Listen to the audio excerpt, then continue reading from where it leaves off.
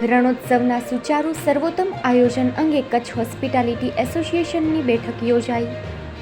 Tourism સાથે સંકળાયેલા કચ્છના વિવિધ વ્યાપારી સંગઠનો એક મંચ પર ભેગા થયા.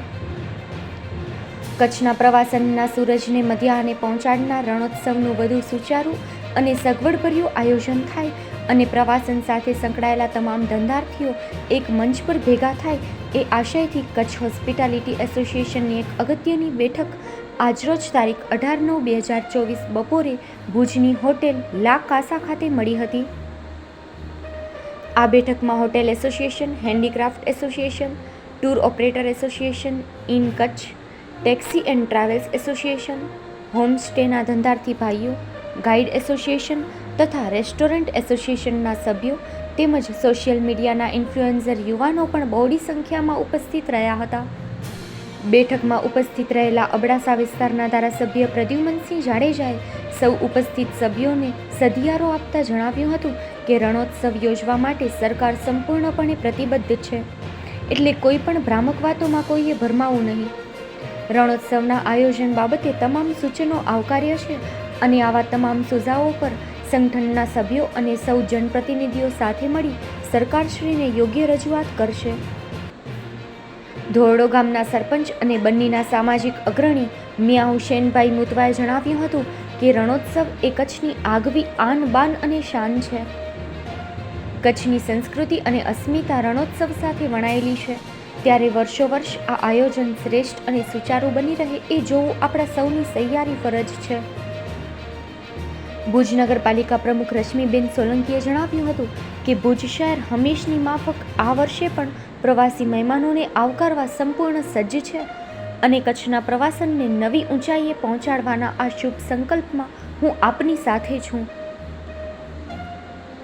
આ ઉપરાંત કચ્છના સાંસદ વિનોદભાઈ ચાવડા દ્વારા પણ તેમના ટેલિફોનિક સંદેશ દ્વારા રણોત્સવના આયોજન બાબતે કોઈપણ પ્રકારની શંકા કુશંકા ન રાખવા ભારપૂર્વક જણાવ્યું હતું અને ટૂંક સમયમાં જ રણોત્સવનું વિધિવત શેડ્યુલ જાહેર થઈ જશે તેવી વિશ્વાસભેર ખાતરી આપી હતી. તેમજ જણાવ્યું હતું કે કચ્છના પ્રવાસનના શ્રેષ્ઠ હિતને કાયમ રાખવા હું સદૈવ કટિબદ્ધ છું. માંડવી વિસ્તારના ધારાસભ્ય અનિરુદ્ધભાઈ દવેએ પણ એસોસિએશનને કચ્છના પ્રવાસનને વધુ ગતિમાન બનાવવાના કોઈપણ વિષય પર સહયોગી બનવાની ખાતરી આપી હતી અને આ વિષય સબત તેમણે કરેલ પત્રવ્યવહારની વિગતો પણ પૂરી પાડી હતી.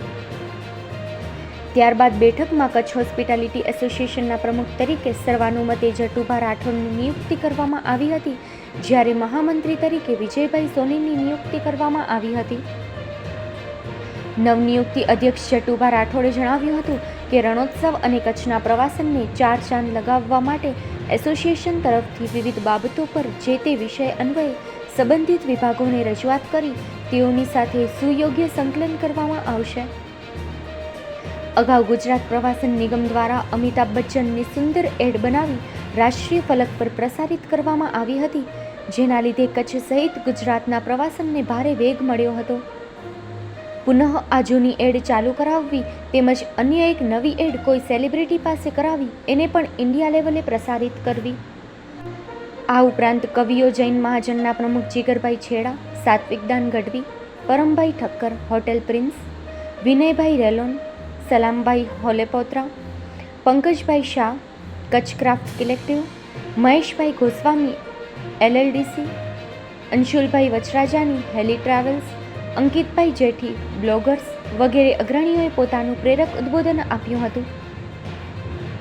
વધુમાં બેઠકમાં ઉપસ્થિત સભ્યોના મંથનમાં મુખ્ય મુદ્દાઓ તારવવામાં આવ્યા હતા, જેમ કે આ વખતે અગાઉના વર્ષોની જેમ સમયસર સફેદ રણ બન્યું નથી, તો રણ તૈયાર ન થવા પાછળના કારણો જાણી આવતા વર્ષોથી રણ સમયસર તૈયાર થઈ જાય એ વિશે પણ તંત્રને અને સરકારને રજૂઆત કરવા ઠરાવવામાં આવ્યું હતું. આ ઉપરાંત રણોત્સવ દરમિયાન ગુજરાત ટુરિઝમ દ્વારા સાંસ્કૃતિક કાર્યક્રમોનું કલ્ચરલ પ્રોગ્રામ આયોજન માત્ર અમુક જૂજ દિવસો પૂરતું જ કરવામાં આવે છે, એ સિવાય બાકીના દિવસોમાં આવતા પ્રવાસીઓને પણ કલ્ચરલ પ્રોગ્રામનું મનોરંજન મળી રહે એ હેતુસર હવેથી 1 નવેમ્બરથી લઈ 28 ફેબ્રુઆરી સુધી દરરોજ ધોરડો ખાતે કલ્ચરલ પ્રોગ્રામની વ્યવસ્થા ઊભી કરવી આવશ્યક છે. તેમજ રણોત્સવ દરમિયાન ટેન્ટ સિટીની બહાર આવેલ ગ્રામ હાટ માર્કેટ તેમજ વિવિધ એક્ટિવિટી પણ દિવાળીથી જ પ્રારંભ થઈ રણોત્સવની છેક આખરી તારીખ સુધી સળંગ ચાલુ રહે તો સર્વસામાન્ય જનતાને પણ તેનો ઉત્કૃષ્ટ લાભ મળી શકે એ દિશામાં વિચારવું જોઈએ. અગાઉના વર્ષોમાં પાટનગર ભુજ ખાતે મુખ્યમંત્રી સાહેબની હાજરીમાં કચ્છ કાર્નિવલનું અદ્ભુત આયોજન વર્ષોવર્ષ કરવામાં આવતું હતું, જે પ્રવાસીઓ માટે આકર્ષણનું મોટું કેન્દ્ર બની ચૂક્યું હતું. હવે ફરીથી કચ્છ કાર્નિવલનું ભુજ ખાતે આયોજન થાય એ દિશામાં સામૂહિક પ્રયત્નો કરવાનું બેઠકમાં નિર્ધારિત કરવામાં આવ્યું હતું. આ ઉપરાંત ભુજ આવતા પ્રવાસીઓ માટે હમીરસર તળાવમાં વોટર એક્ટિવિટીઝ, સેલ્ફી પોઈન્ટ્સ જેવા અન્ય આકર્ષણો ઊભા થાય તે બાબતે પણ કંઈક નક્કર આયોજન ઘડી કાઢવું જોઈએ. આ ઉપરાંત રણોત્સવ દરમિયાન ધોરડો ખાતે ઓછામાં ઓછા 5 થી 6 નવા ઇવેન્ટ અથવા ફેસ્ટિવલ શોનું આયોજન થાય તે બાબતે પ્રયાસો કરવા પણ જરૂરી છે.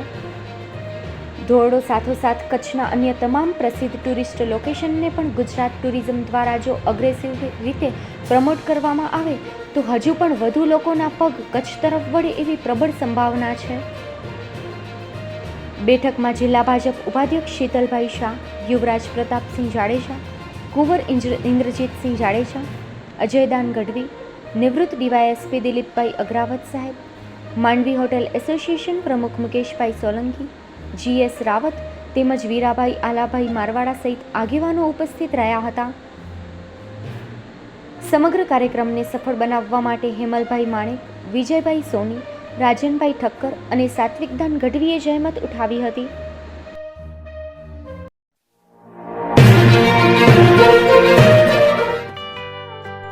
સંઘાર farm and nursery.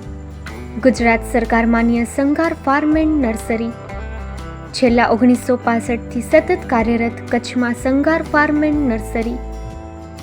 Sanghar farm and નર્સરીમાં ફ્રૂટમાં નવી વેરાયટીઓ ઉપલબ્ધ છે, જેમાં થાઈલેન્ડ આંબલી, જમ્બોબોર, કિંગ જાંબુ, મિયાઝાકી આંબા, રેડ રેમ્પર આંબા વગેરે મળશે. ફૂલ છોડમાં સુશોભનમાં બધા જ પ્રકારની વેરાયટી પણ હાજર મળશે. એક વખત અવશ્ય મુલાકાત લ્યો. અમારું એડ્રેસ નોંધી લેશો. Sanghar farm and nursery, post Pipri, તાલુકો માંડવી, કચ્છ. અમારા મોબાઈલ નંબર નોંધી લેશો. સંઘાર નારાયણભાઈ સામજી 9825418961 9925603172.